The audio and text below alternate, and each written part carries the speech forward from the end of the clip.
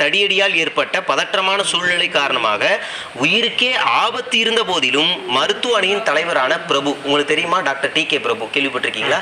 அவரு தன்னுடைய அடையாளத்தை எல்லாம் மறைத்து கொண்டு அங்கேயே உள்ளூர் மருத்துவமனையில் தங்கி மருத்துவர் என்று குறிப்பிடாமல் உதவி செய்தார் அப்படின்னு இதுல போட்டிருக்காங்க.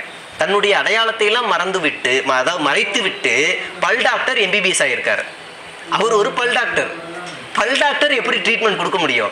நீங்க டாக்டர் பிரபு மருத்துவ உதவி செய்தார்னா டாக்டர் பிரபு டென்டல் அப்படின்னு போட்டு தானே போடணும்.